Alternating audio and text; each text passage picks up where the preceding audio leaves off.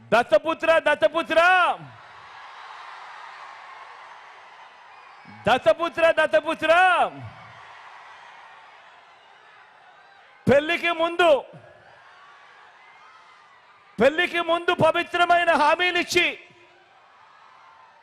పిల్లలను పుట్టించి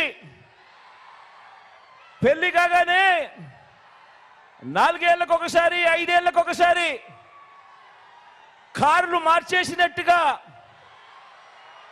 భార్యలను వదిలేసి ఇప్పుడు నియోజకవర్గాల్ని కూడా అలవోకగా వదిలేస్తా ఉన్నావు.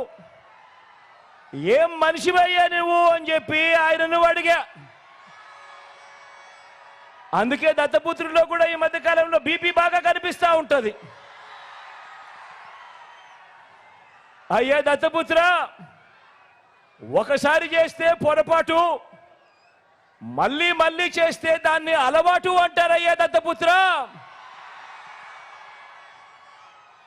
పవిత్రమైన సాంప్రదాయాన్ని నడి రోడ్డు మీదకి తీసుకురావడము, ఆడవాళ్ళ జీవితాలను చులకనగా చూపించడము ఘోరమైన తప్పు కాదా అని అడుగుతా ఉన్నాను.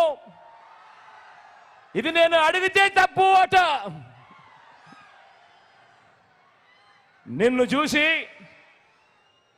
చూసి ఇదే తప్పు ప్రతి ఒక్కరూ కూడా చేయడం మొదలు పెడితే, ఇలా 5 ఏళ్లకు ఒకసారి 4 ఏళ్లకు ఒకసారి భార్యలను మార్చడం మొదలు పెడితే అక్క చెల్లెమ్మల బ్రతుకులేం కావాలి అని కనీసం ఆలోచన కూడా చేయని ఈ పెద్ద మనిషిని నువ్వు చేస్తా ఉన్నది తప్పు కదయా అని అంటే చాలు, ఆ పెద్ద మనిషిలో కూడా బీపీ విపరీతంగా పెరిగిపోతుంది. ఇలా ఇలా ఇలా ఊగిపోతా ఉంటాడు. చేతులు ఊపేస్తాడు, కాళ్ళు ఊపేస్తాడు, తల ఊపేస్తాడు, అన్ని ఊపేస్తాడు. ఆయన బీపీని అసలు తట్టుకోలేము.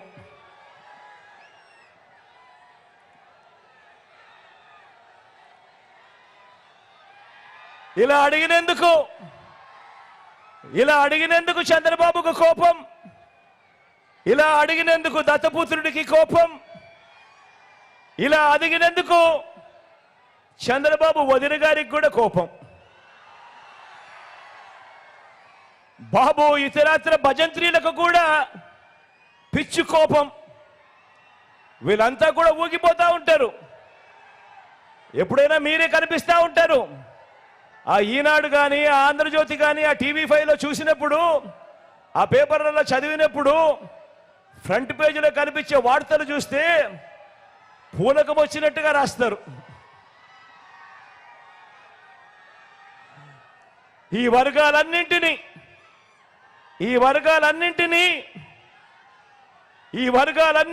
కూడా నువ్వు ఎలా ముంచావు అంటే చెప్పడానికి చంద్రబాబు నాయుడు గారిని ఉద్దేశించి మాట్లాడితే, ఈ చంద్రబాబు నాయుడు గారికి ఎందుకు ఇంత కోపం వస్తూ ఉంది అని అంటే, ఎందుకు దత్తపుత్రుడికి ఇంత కోపం వస్తూ ఉంది అని అంటే, ఎందుకు చంద్రబాబు బాజా బతంత్రీలకి ఇంత కోపం వస్తూ ఉంది అని అంటే, కారణం ఈ వర్గాలన్నింటినీ, ఈ పేదలను, నా అక్క చెల్లెమ్మలను, సామాజిక వర్గాలను, పిల్లలను, అవ్వ తాతలను, రైతన్నలను, ఈ వర్గాలన్నింటినీ కూడా నువ్వెలా ముంచావంటే చెప్పడానికి బోలెడన్ని ఉదాహరణలన్నీ కూడా కనిపిస్తాయి.